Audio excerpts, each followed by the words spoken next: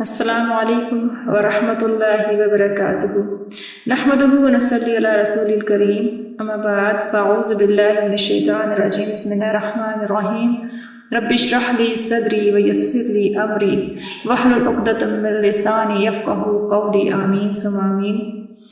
آیت نمبر 11 سورہ یوسف۔ حضرت یوسف علیہ السلام کا واقعہ بیان ہو رہا تھا اور ان کے بھائی جو کہ اس وجہ سے جیلس ہو رہے تھے، ان سے حسد کی آگ میں جل رہے تھے کہ حضرت یوسف علیہ السلام سے ان کے والد جو ہیں وہ زیادہ محبت کرتے ہیں۔ تو انہوں نے پلاننگ کر لی۔ پلاننگ کا حصہ یہ تھا کہ ان کو کسی جگہ لے جا کر کنویں میں ڈال دیا جائے۔ اس کی پلاننگ میں وہ اپنے سب سے پہلے والد صاحب کو منانے کی کوشش کرتے ہیں۔ تو قرآن کی یہ صورت ہمیں ان تھنک ٹینکس کا بھی بتا رہی ہے جو ایسی پلاننگ کر رہے ہوتے ہیں جو ایک نیک اور صالح بندے کے خلاف ہے۔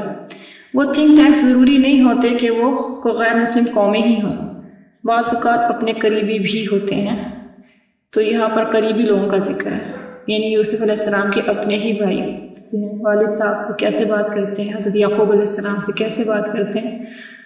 قالو، وہ کہتے ہیں، یا آبانا، اے ہمارے باپ، ما لک لا تأمنا، کیا ہے آپ کو کہ آپ ہم پر اعتبار نہیں کرتے، علی یوسف، یوسف علیہ السلام کے بارے میں، وَإِنَّا لَهُ لَنَاصِحُونَ، اور بے شک ہم تو اس کے لیے بہت ہی خیر خواہ ہیں۔ یہاں پر سب سے پہلی بات یہ کہ آپ نے انداز بیاں دیکھنا ہے۔ باپ اور بیٹے کا تعلق ادب احترام والا ہوتا ہے۔ بے شک کہ ایک فرینڈلی ماحول ہمیں نبی صلی اللہ علیہ وآلہ وسلم کے اسوے سے ملتا ہے کہ بچوں کے ساتھ دوستانہ محبت اور شفقت کے ساتھ پیش آنا چاہیے، لیکن بہرحال بیٹے کے انداز تکلم میں ادب ضرور جھلکنا چاہیے۔ اور ہمیں معلوم ہونا چاہیے کہ selection of words more important ہوتے ہیں کلیکشن آف ورڈز سے۔ بہت سے لوگ بہت سے الفاظ جمع کر لیتے ہیں، لیکن ضروری تو نہیں ہے کہ ان الفاظ کے اندر کوئی ویلیو، مثلا ان کے اندر توہین بھی ہو سکتی ہے، گالیاں بھی جمع کر سکتے ہیں۔ کہنے کا مطلب ہے آپ اپنی زندگی میں چند باتیں یاد رکھیں، آپ کی پرسنالٹی کے لیے ضروری ہے کہ آپ اپنے ساتھ ورڈز کی کلیکشن نہ کریں زیادہ، لیکن ان سارے کلیکٹیو ورڈ میں سے سلیکشن ضرور کریں۔ یہاں پہ حضرت یوسف علیہ السلام کے جو بھائی تھے، ان کے نام نہیں بتائے گئے احادیث میں، اس لیے ہم ان کے بھائی ہی کہیں گے۔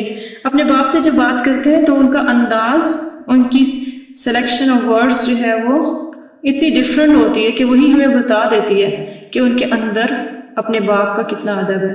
مالکا، کیا ہوگی آپ کو، یعنی جیسے کوئی چھوٹے سے بات کرتا ہے، آپ کو ہو کیا گیا ہے، کیا ہم پر اعتبار نہیں کرتے اللہ یوسف علیہ السلام کے بارے میں۔ اب دوسرا جو انہوں نے بات آگے رکھی کہ ہم تو اس کے بہت ہی خیر خواہ ہیں۔ دیکھ لیجئے یہاں پر بھی حضرت آدم علیہ السلام کے جیسے دو بیٹے تھے، حابیل اور قابیل، ان کے درمیان سوچوں کا فرق تھا۔ یہاں کیا ان کے باپ کی تربیت ایک جیسی نہیں تھی؟ ظاہر اللہ محالہ آدم علیہ السلام کبھی بھی نہیں چاہتے ہوں گے کہ حابیل اور قابیل میں کوئی ڈفرنس ہو تربیت کے حوالے سے۔ سیم اسی طرح یوسف علیہ السلام کے والد یعقوب علیہ السلام کے جتنے بیٹے تھے وہ سب کے سب کو تربیت یافتہ ہی چاہتے تھے۔ جیسے ہم بہت کانشیس ہوتے ہیں، آپ کی جتنی بھی اولادیں ہیں، کسی کے کتنے بچے ہیں، وہ یہ چاہتے ہیں کہ ہمارے بچے جو ہیں بہت زیادہ تربیت میں آگے نکلیں۔ نبی بھی ظاہر ایسے ہی چاہتے تھے، لیکن کیا چاہنا ہی کافی ہوتا ہے؟ ہم نا بہت کانشیس ہوتے ہیں اپنے بچوں کے حوالے سے۔ ہم سوچتے ہیں کہ اگر ہمارا بچہ کوئی بھی بد لحاظ ہوا، طریقہ کار نہ آیا، ایٹیچیوڈز نہ آیا، تو سیم الزام کس پہ لگے گا؟ سیدھا والدین پہ، اور لوگ کرتے ہیں، معاشرہ کرتا ہے۔ یہاں پر یہ دیکھ لیں کہ وہ 10 بیٹے ایک طرف ہیں اور حضرت یوسف علیہ السلام ایک طرف ہیں، ٹھیک ہے نا؟ تو وہ جو 10 بیٹے تھے، 11واں جو ہے وہ یوسف علیہ السلام کے ذرا حمایتی تھا، لیکن جو 10 بیٹے تھے وہ بالکل ڈفرینٹ سٹائل میں بات کرتے ہیں۔ تو اور وہی دکھ بھی دینے کا باعث بنتے ہیں، آگے جا کے ہم دیکھیں گے۔ تو اس لیے یاد رکھیں کہ اولاد آنکھوں کی ٹھنڈک ہوتی ہے اور نہیں بھی ہوتی، تربیتیں ایک جیسی ہوا کرتی ہیں۔ میرے نبی صلی اللہ علیہ وآلہ وسلم کا ہی زمانہ تھا، انہی کی زبان سے آغاز ہوتا ہے تبلیغ کا، تو اسی زمانے میں جہالت کا باب بھی پیدا ہو جاتا ہے۔ کیا تربیت میں کمی تھی اللہ کے نبی کی؟ نہیں، بات صرف یہ ہے کہ اللہ رب العزت نے ہمارا کام کوشش کرنا بتایا، والدین کا کام ہے کوشش کریں اپنی اولاد کی تربیت کے حوالے سے، ان کو ادب سکھانے کے حوالے سے۔ جب نہیں ہوتا تو اس میں ہر وقت اپنے آپ کو گلٹی کانشیس فیل نہ کریں، صرف رب سے دعائیں مانگیں، اللہ رب العزت بہترین جو ہے معاملہ کرنے والا ہے۔ نیک اور صالح اگر اولاد ہے، با ادب ہے، تو یہ بھی ہمارا کمال نہیں ہے۔ اقبال کا شعر ہے، سکھائیں کس نے اسماعیل کو آداب فرزندی، تو حضرت اسماعیل کو بھی آداب فرزندی سکھانے والا اللہ رب العزت ہی خود تھا۔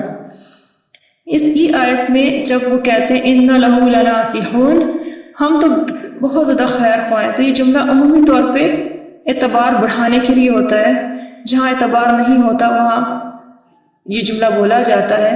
بالکل ایسے جیسے شیطان نے حضرت آدم علیہ السلام کو جب ورغلانا چاہا اور کہنا چاہا کہ تم یہ جنت کا پھل کھا لو، مجبور کیا، تو ساتھ ہی ساتھ قسم کھا کر یہ بھی کہا کہ میں تمہارا بہت خیر خواہ ہوں۔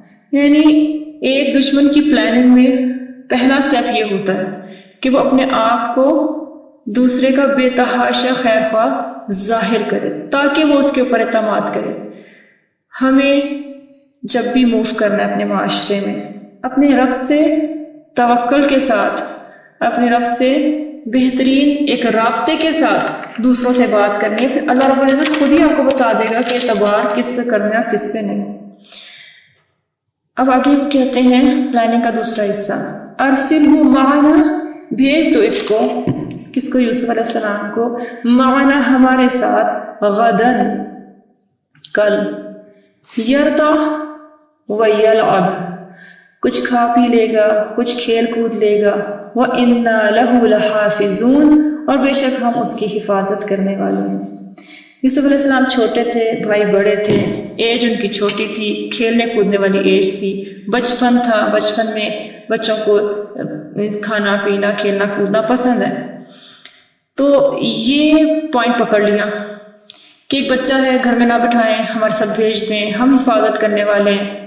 تو یہ بھی دشمن کی ایک پلاننگ ہوتی ہے، جو آپ کے ساتھ مخلص نہ ہو، پہلے تو مخلص ہونے کا پورا دعوے دار بنتا ہے، قسمیں کھانی پڑے وہ قسمیں بھی کھا لیتا ہے، اس نے پلاننگ کرنی ہوتی ہے۔ اس لیے جب آپ کانفیڈنٹ ہو جاتے ہیں، اس سیکنڈ سٹیپ میں آپ کی ویک پوائنٹ جاننے کی کوشش کرتا ہے۔ چھوٹا بچہ ہے تو چھوٹے بچے کے طور پہ پکڑے گا۔ آدم علیہ السلام کو کیا کہا تھا شیطان نے؟ یہی نا کہ تم کھا لو گے نا تو ہمیشہ کے لیے اس جنت میں رہ جاؤ گے۔ پتا تھا جنت پسند آ گئی ہے، یا تم ایسا کرو گے نا جب تم یہاں پر سے فرشتے بن کے نکلو گے، پتا تھا فرشتے ہیں جو اللہ کے قربت والے مخلوق ہیں، تو ان کو بھی وہی چیز کی طرف لے کر جانے کے لیے حضرت آدم علیہ السلام کو ورغلایا شیطان نے۔ سیم اسی طرح جو شیطانی چالیں چلنے والے لوگ ہوتے ہیں وہ بھی یہی کام کرتے ہیں کہ لوگوں کو اپنے مطابق لانے کے لیے ان کے ویک پوائنٹس نکالتے ہیں۔ بچہ ہے، کھیلے گا کودے گا کھائے گا پیے گا اور ہم اس کے لیے پوری سیکیورٹی کریں گے۔ یہ کانفیڈنس دینے کی کوشش کی انہوں نے اپنے والد صاحب کو۔ دشمن میں کھلونا بم بناتے ہیں، پتہ نا کھیلنے والی ایج ہے، بچہ کھلونے کے اوپر اٹریکٹ ہوتا ہے، وہ کھلونے کو ہاتھ لگاتا ہے بم پھٹ جاتا ہے۔ بچے کو اغوا کرنے کے لیے بھی کیا کیا جاتا ہے، ٹافی یا چاکلیٹس کے اندر بے ہوشی کی دوائی ملا کر اس کو کھلا دی جاتی ہے، پتہ اٹریکٹ ہوگا، کھا لیں گے تو قابو میں پا لیں گے۔ یہی سے سمجھ جائیں کہ پلانرز جو ہیں وہ آپ کی پہلے سوچ کو پڑھتے ہیں، ایسے نہیں انٹرنیٹ سرورز کام کر رہے ہوتے، یہ آپ کی سوچ کو پڑھ کر، آپ کے معاشرے کے اندر جو آپ کے پوائنٹس چل رہے ہوتے ہیں ان کو دیکھ کر پھر وہ آگے کی پلاننگ کرتے ہیں۔ ایک طرح سے وہ سروے کر رہے ہوتے ہیں۔ تو ہمیشہ یاد رکھیں کہ اپنے آپ کو ہمیشہ سیکیور رکھیں، سیکیور زون میں رکھیں، ہمیشہ اپنے ویک پوائنٹس، اپنی پلاننگز دوسروں کو مت بتائیں، کیونکہ آپ کا قریبی بھی آپ کا بعض اوقات جو ہے وہ خیر خواہ نہیں ہوتا۔ تو ہمیشہ اس لحاظ سے آپ اپنے آپ کو تیار رکھیں۔ پھر دوسری بات ہے کہ جھوٹ بولنا جو ہوتا ہے وہ مومن کا کام نہیں ہوتا۔ یہاں پر جو ہے وہ جھوٹ بول کر کام نکالا جا رہا ہے۔ بہرحال جھوٹ جو ہے وہ بنیاد ہی اس چیز کی ہے جس میں وہ پلاننگ کر رہے تھے۔ آگے آ جاتا ہے آیت نمبر 13. قال کہا یعقوب علیہ السلام نے، انی بے شک میں، لا یحزننی غم محسوس کرتا ہوں، ان تذہبوا کہ تم اس کو لے جاؤ بھی میرے پاس سے، واخاف اور مجھے خوف ہے، ان یاکلہ الذئب اس کو کوئی بھیڑیا نہ کھا جائے، وانتم عنہ غافلون اس حال میں کہ تم اس سے غافل ہو۔ اب باپ ایک خدشے کا اظہار کر رہے ہیں، نہ کہ غیب کا علم۔ کچھ مفسرین یعنی کچھ لوگوں کے مطابق یہ ان کو پہلے سے پتا تھا کہ بھیڑیا نہ کھا جائے، نہیں ایسا نہیں تھا۔ اگر ان کو پلاننگ کا پتا ہوتا، آؤٹ پٹ کا پتا ہوتا، وہ بھیجتے ہی نہ۔ لیکن ان کو یہ تھا احساس، خدشہ تھا، کیونکہ خواب کے بعد بھی تو انہوں نے یہی کہا تھا نا کہ اپنے اس خواب کا ذکر اپنے بھائیوں سے نہ کرنا۔ وجہ یہ کہ وہ جانتے تھے اپنے بچوں کو، باپ اپنی اولاد کو اچھی طرح سے جانتا ہے، وہ جانتے تھے کہ ان کے جو بچے ہیں وہ کیسے ہیں، ان کے بیٹے کیسے ہیں، تو وہ اس خدشے کا اظہار کر رہے ہیں کہ مجھے اس چیز کا غم ہے کہ تم اس کو لے جاؤ، اس کو میری نظروں سے دور نہ کرو، اور میں ڈرتا ہوں اس بات سے کہ بھیڑیا اس کو کھا نہ جائے اس حال میں کہ تم غافل ہو۔ مراد صرف یہ ہے کہ نبی کو ایک اللہ تعالیٰ جو بصیرت دیتا ہے، اس کے نتیجے میں وہ یہ جانتے تھے کہ یہ اس کا خیال رکھنے والے نہیں ہیں، یہ اس سے لاپرواہ ہیں، یہ اس کو غفلت میں پڑے ہوں گے، غافل ہوں گے، تو کہیں کوئی اور بھیڑیا یا کوئی بھی ایسی چیز نہ ہو۔ دوسرے لفظوں میں لاپرواہی کے اس رویے کو جان کر بھی انہوں نے اگر بھیجا ہے تو یہ مطلب ہے اس کا کہ غیب کا نہیں تھا، خدشہ ضرور تھا۔ آیت نمبر 14. قالوا وہ سب کے سب کیا کہنے لگے، لئن اکلہ الذئب ونحن عصبہ انا اذا لخاسرون، اگر کھا گیا اس کو بھیڑیا اس وقت میں کہ جب ہم ایک گروہ ہیں، ہم 10 کے 10 ہیں، اور بھیڑیا کھا جائے اس کو، تب تو ہم بڑے خسارے میں۔ دوسرے لفظ میں وہ باپ کو یہ بتانا چاہ رہے ہیں کہ ہم تو بہت زیادہ ہیں، یہ اکیلے کی کیا ہم حفاظت نہیں کریں گے؟ آپ ہمیں اس قابل نہیں سمجھتے، ہم تو یہ امید پہ پورا نہ اتر سکے تو ہم بہت ہی خسارے ہونے۔ اس طرح کہہ کر بہانے سے اپنے والد صاحب کے دل کے اوپر انہوں نے جو چوٹ کی وہ یہ تھی، ہمارے ساتھ کسی نہ کسی طرح اپنے بیٹے یوسف کو بھیج دیں۔ اس سے یہ بھی پتہ چلتا ہے کہ اس وقت کا ماحول کتنا اچھا تھا، باپ کی اجازت کے بغیر بچے باہر نہیں جاتے تھے۔ آج کل کا دور نہیں تھا کہ بچے جو ہیں آ کر بتاتے ہم کدھر سے آ رہے ہیں، تو اچھا دور تھا، اجازت لیتے تھے چاہے جیسے بھی تھے، اجازت سے جب وہ سارا کچھ انہوں نے کر لیا اور ان کو لے کے چلے گئے تو پھر کیا ہوتا ہے، فلما ذهبوا پس جب وہ لے گئے بھی ہی اس کو، وَأَجْمَعُوا أَن يَجْعَلُوهُ فِي غَيَابَةِ الْجُبِّ جب اس کو لے گئے اور پھر کیا کیا، اجمعوا کام کا مصمم ارادہ کر لیا، کیا ان یجعلوہ اس کو ڈال دیں گے، فی غیابۃ الجب اندھے کنویں میں ڈال دیں گے، وأوحینا الیہ لتنبئنہم بامرہم ھذا وہم لا یشعرون تب ہم نے وحی کی اس کی طرف، یوسف علیہ السلام کی طرف، کہ ہاں تم ضرور ضرور متنبع کرو گے، ایک وقت آئے گا جب تم بتاؤ گے، جب تم ساری ایکسپلینیشن ان کے سامنے رکھو گے، کس کی، بِأَمْرِهِمْ جو انہوں نے یہ کام کیا، یعنی کنویں کے گہرائی میں ڈالنے والا جو کام ان کے ہاتھوں سرزد ہو رہا ہے، تب کبھی نہ کبھی ایک وقت آئے گا جب تم جتلاؤ گے کہ تم نے میرے ساتھ ایسا کیا تھا، وَهُمْ لَا يَشْعُرُونَ اور اس حال میں کہ وہ سوچتے بھی نہ ہوں گے، اس کام کی خبر تم انہیں بتا دو گے، تم بتاؤ گے تم نے ایسا میرے ساتھ کیا تھا۔ یوسف علیہ السلام کو تسلی دی جا رہی ہے کہ تم پریشان نہ ہونا۔ یہ سارا واقعہ ایک طرح سے سمیٹ کے بتایا جا رہا ہے، یعنی ڈال بھی دیا یوسف علیہ السلام کے دل پہ جو بیتی، سارے کو سمیٹ کے بتایا جا رہا ہے، تسلی رکھو، اللہ تمہارے ساتھ ہے۔ یہ جو تسلی والا واقعہ، یہ تسلی کی جو بات ہے، اللہ رب العزت اس بچپنے میں بھی یوسف علیہ السلام کے ساتھ تھے۔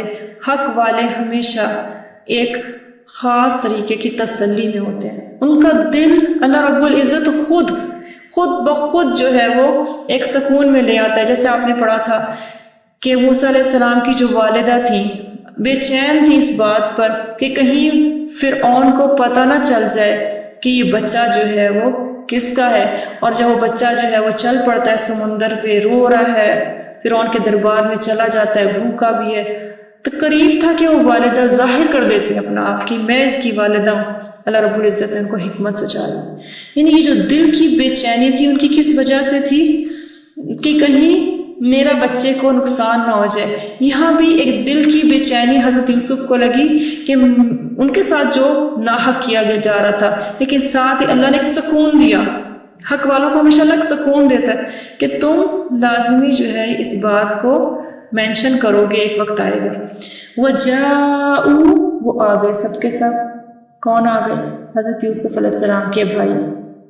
ان کو کنویں میں ڈال کے اپنے والد کے پاس آتے ہیں. تو آتا ہے قرآن میں آیت نمبر 16، وَجَاءُوا أَبَاهُمْ عِشَاءً يَبْكُونَ، وہ آئے سب کے سب اپنے والد کے پاس عشاء کے ٹائم، یبکون، اس حالت میں کہ وہ رو رہے تھے. اس پوری چھوٹی سی آیت میں ایک ہمیں تھیم بتائی جا رہی ہے، وہ یہ کہ رات کے اندھیرا تھا اور وہ اپنے آپ کو پریٹینڈ کر رہے تھے کہ ہم رو رہے ہیں. اس سے پہلے والی آیت میں جب ہم نے پڑھا کہ تم ضرور بضرور ان کو بتاؤ کہ ایک طرف یوسف علیہ السلام کنویں میں ہیں، کنویں کے اندھیرے میں رات گزار رہے ہیں، دوسری طرف بھائی ہیں اور روتے بھی آ رہے ہیں. مظلوم کون ہے اس میں سے اور ظالم کون ہے؟ یوسف علیہ السلام جو اس وقت کنویں کے اندر، اندھیرے کنویں کے اندر ہوں گے، ان کی کیا حالت ہے اور اللہ ان کو تسلی دے رہا ہے. ادھر یہ جو ظالم ہے یہ روتے ہوئے آ رہے ہیں. رونا کس کو چاہیے تھا؟ جس پر ظلم ہوا ہے. یہاں پہ رو کون رہا ہے؟ جو ظالم ہے. بہت بڑی ایک نشانی ہے اس میں جو ہم ڈسکس کرنے لگے ہیں. آج بھی تو ایسا ہی ہوتا ہے نا، کنویں میں دھکیل دیا جاتا ہے، پابندیاں لگائی جاتی ہیں، حق کی زبان کو پابند سلاسل کر دیا جاتا ہے، نظر بندیاں کی جاتی ہیں. لیکن اللہ تعالیٰ رلاتا غیر مسلموں کو ہی ہے، جنہوں نے ناحق جو ہے پابندیاں لگائی ہوتی ہیں، جنہوں نے ناحق جو ہے مسلمانوں کے اوپر ظلم کیے ہوتے ہیں. اللہ تعالیٰ ان کے حصے میں رونا لکھ دیتا ہے. یہاں بھی قرآن میں ہائی لائٹ ان کا رونا ہوا ہے جو حق پہ نہیں تھے، چاہے وہ پریٹینڈ کر رہے تھے. رونے کی کچھ وجوہات ہیں. آپ کا بچہ بھی تو روتا ہے. جب بچے روتے ہیں تو والدین کے لیے ایک نصیحت کروں گی کہ جب بچے روتے ہیں تو سب سے پہلے بچوں کو چپ نہ کرایا کریں. ہائے میرا بچہ، یہ دیکھا کریں رونے کے پیچھے ریزن کیا ہے. مالا ماں باپ کو روتے ہوئے بچوں کے اوپر فوری طور پہ کیا کرنا پڑتا ہے؟ توجہ دینی پڑتی ہے. تو یہی تو وہ چاہ رہے ہوتے ہیں. تو اس لیے رونا بہت سی وجوہات کی بنا پہ ہوتا ہے. میں چند وجوہات بیان کروں گی. نمبر 1، بعض اوقات بچہ زیادتی کرتا ہے، مارتا بھی خود ہے، اور رو کر وہ اپنے آپ کو محفوظ کرنے کے لیے، ڈانٹ سے بچانے کے لیے، وہ دوسرے پر الزام ڈلوانے کے لیے یہ کام کر رہا ہوتا ہے کہ رو رو کے ماں کو دکھاتا ہے. سیم جیسے یہ معاملہ ہوا ہے. رو کون رہا تھا؟ رونا کس کو چاہیے تھا؟ وہ روتے ہوئے آ رہے ہیں، رات کے وقت آ رہے ہیں، چھپ کے، یعنی عشاء کا لفظ ہوتا ہے بالکل، یعنی رات کا اندھیرا مکمل ہو جائے تو اس وقت آ رہے ہیں. صرف مظلوم ہی جو ہے وہ نہیں روتا، ظالم بھی رو رہا ہے. ٹھیک ہے نا. یہاں پر بچے کے نفسیات کو سمجھے. تو رونے کی وجوہات میں ایک وجہ یہ بھی ہو سکتی ہے کہ وہ کسی کو مار کے آیا ہو اور رونا شروع ہو گیا ہو، آپ کا ہی بچہ ہو. دوسری بات، رونا جو ہے وہ عمومی طور پہ ہمدردی لینے کے لیے ہوتا ہے. ایک بچہ آپ سے پیار لینا چاہتا ہے، سمجھ نہیں آ رہی اس کو، آپ بھی پیار نہیں کر رہے، موبائل پہ بیٹھے ہیں، انٹرنیٹ پہ مصروف ہیں، اپنی جاب کے اندر ہیں، اب اس کو سمجھ نہیں آ رہی، والدہ مصروف ہیں، کیا کرے؟ رو کے اپنا اظہار کرتا ہے تاکہ کسی طرح ہمیں پیار کیا جائے، توجہ میں. تو اس کا ایک حل یہ ہے کہ آپ اپنی مصروفیت میں سے ایسے بچے کو جو بار بار روتا ہے اسے رونے پر نہ اٹھائیں، رونے پر توجہ نہ دیں، بلکہ جب وہ آپ کے پاس آتا ہے، بیٹھتا ہے، اچھے کام کرتا ہے تو اس کو پیار کر لیں. یعنی وہ توجہ ہی چاہ رہا ہوتا ہے نا، اس کو اچھی چیز پر توجہ دیں گے تو کل کو وہ اچھی چیز ہی ڈیولپ کرے گا. رونا غم کی علامت بھی ہے. غم اور تکلیف میں رونا بھی آتا ہے. آنکھیں آنسو بہاتی ہیں غم میں. نبی صلی اللہ علیہ وسلم اپنے بیٹے کی وفات پہ روتے ہیں. آگے بھی ہمیں پتہ چلے گا یعقوب علیہ السلام کا رونا اسی صورت میں ہمیں پتہ چلتا ہے. پسندیدہ رونا وہ ہے جو اللہ رب العزت کے سامنے اپنے گناہوں پر، اپنی غفلتوں پر اور اپنی کمزوریوں پر آنسو بہائے جائیں. یہ اللہ رب العزت نے بتایا کہ وہ لوگ رات کو روتے ہوئے آ کر کیا کہتے ہیں؟ قالو، کہنے لگے، یا ابانا، اے ہمارے ابا جی، انا ذہبنا، بے شک ہم لے گئے اس کو، نستبقو، آپس میں ایک دوسرے کے ساتھ ہم وہ کرنے لگے، ریس نہیں لگاتے جیسے، دوڑ لگانے لگے، اور وَتَرَكْنَا يُوسُفَ ہم نے چھوڑ دیا یوسف کو عند متاعنا اپنے ساز و سامان کے پاس فَأَكَلَهُ الذِّئْبُ تو کھا گیا اس کو بھیڑیا وَمَا أَنْتَ بِمُؤْمِنٍ لَنَا وَلَوْ كُنَّا صَادِقِينَ اور نہیں ہے آپ ہماری اس بات پر ایمان لانے والے اور چاہے کہ ہم سچے ہی کیوں نہ ہوں. یعنی اے ابا جی انا ذهبنا نستبق ہم ایک دوسرے سے آگے دوڑنے میں نکلنے کی کوشش کرنے میں ریس لگانے میں مصروف تھے اور یوسف علیہ السلام جو ہے وہ حفاظت کر رہے تھے. دیکھیں کہہ کے کیا گئے تھے کر کیا رہے ہیں کہہ کے گئے تھے حفاظت ہم نے کرنی ہے سیکیورٹی ہم نے دینی ہے کھیلیں گے حضرت یوسف کر کیا رہے ہیں خود کھیل رہے ہیں خود کھیل کود میں مصروف ہیں اور یوسف علیہ السلام کو سیکیورٹی پہ لگا دیا سامان کی حفاظت پہ لگا دیا. پہلا جھوٹ یہاں سے انہوں نے اپنا آپ بیان کر دیا کہ ہم نے کہا کچھ کیا کچھ.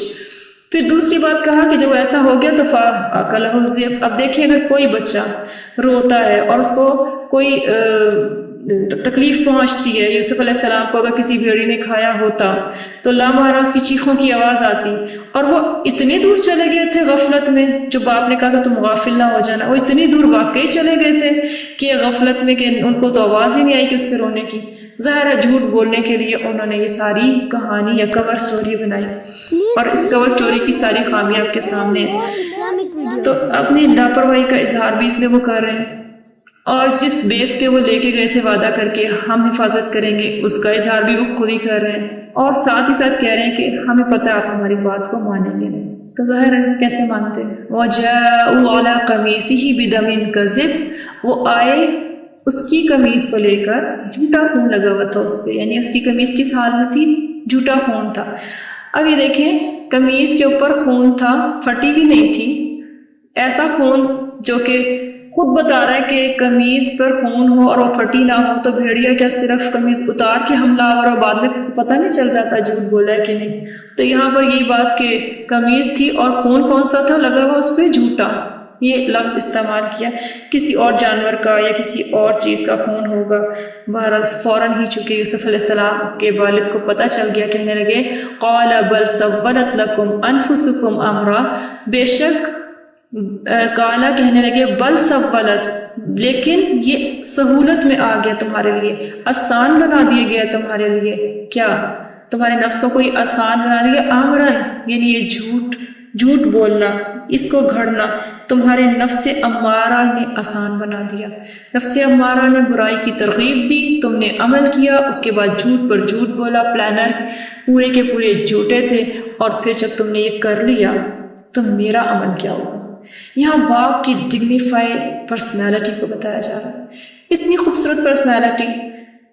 وہاں یہ اپنے بچوں کے درمیان یہ نہیں کیا اس نے کہ اپنے بچوں کو ایک عدالت میں پیش کر کے سزا دلوا رہے ہیں بلکہ اپنے بچوں کو 10 کے 10 کو بھی بتا رہے ہیں کہ تم نے تو یہ غلط کر لیا فصبر جمیل میں اس کے مقابلے میں خوبصورت صبر کروں گا کوئی شکوہ نہیں مگر اللہ سے کروں گا. واللہ المستعان علی ما تصفون اور اللہ جو ہے اس سے مستعان مدد مانگی جاتی ہے. مستعان کا مطلب ہوتا ہے جو مدد دینے والا استعانت سے علی ما تصفون جو تم بیان کرتے ہو.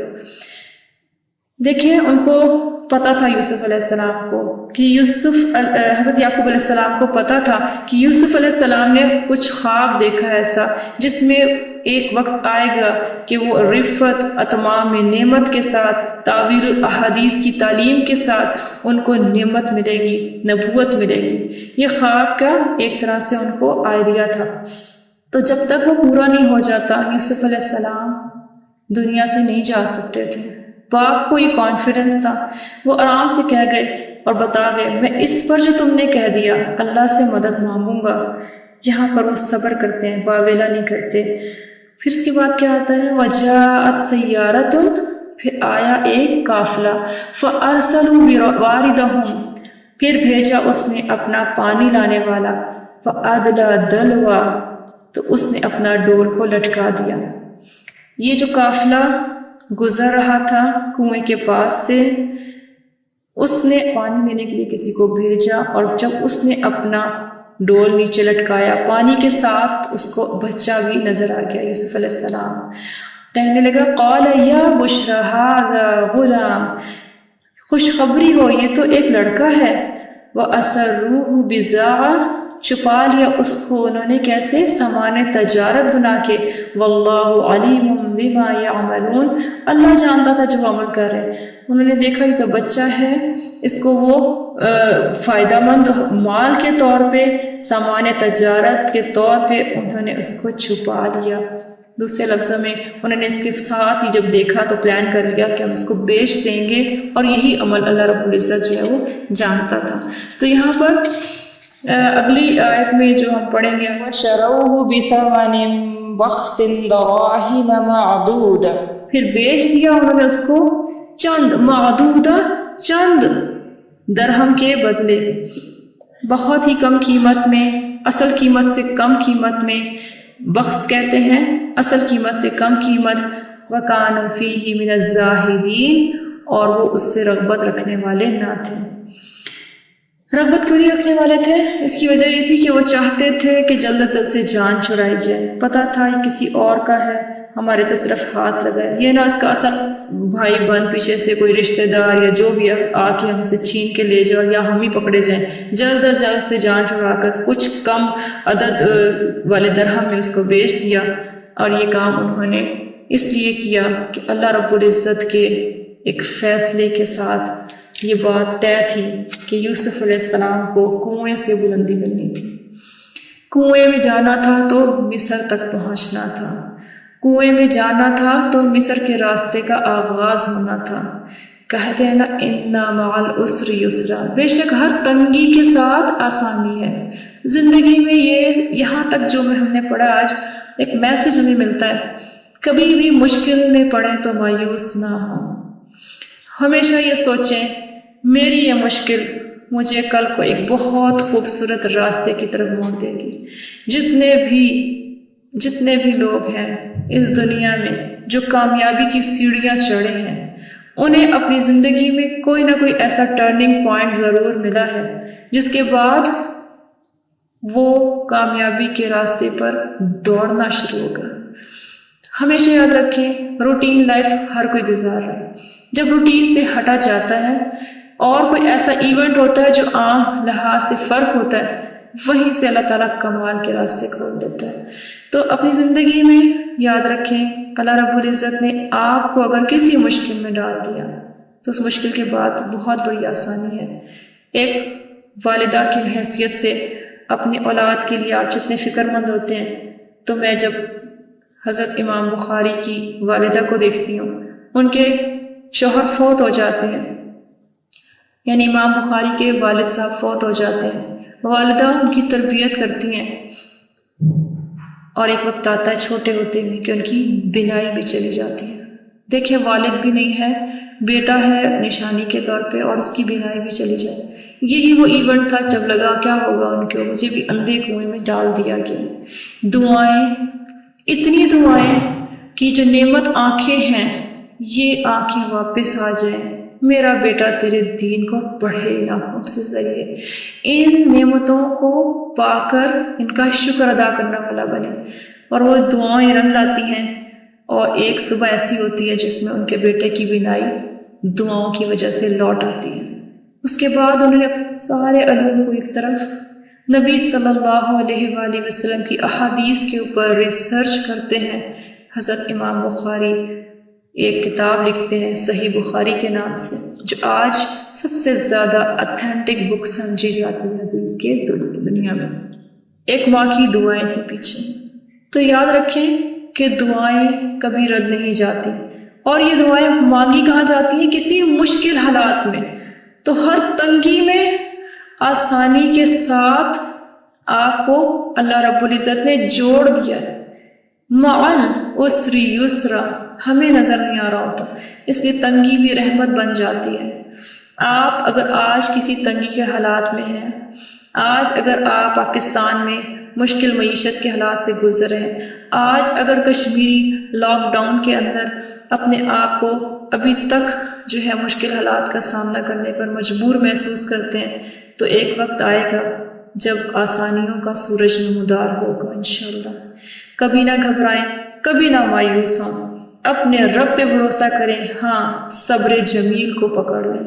صبر جمیل وہ صبر ہے جو اللہ کو پسند ہے، تبھی تو اس پورے احسن القصص کے اندر، خوبصورت واقعے کے اندر اللہ اس کو ہائی لائٹ کیا کہ جب کہیں پر تمہارا اپنا ذاتی جو ہے ریلیٹیو ہے، آپ کے اپنے رشتہ دار آپ کے خلاف ہو جائیں، تب آپ ان کو جواب بھی نہ دے سکیں، کوئی عدالت ان کو کچھ کہہ نہ سکے، تب اللہ کی عدالت میں اپنے معاملوں کو پیش کریں، اس سے مدد مانگیں، کبھی مایوسی آپ کے سامنے نہیں آئے گی۔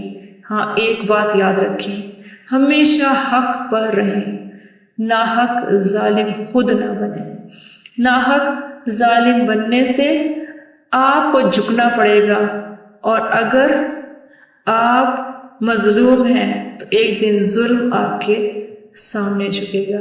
وآخر دعواہم ان الحمد للہ رب العالمین۔ سبحانک اللہم وبحمدک، نشہد ان لا الہ الا انت، نستغفرک ونتوب الیک۔ السلام علیکم ورحمۃ اللہ وبرکاتہ۔ Please subscribe my channel for more Islamic videos.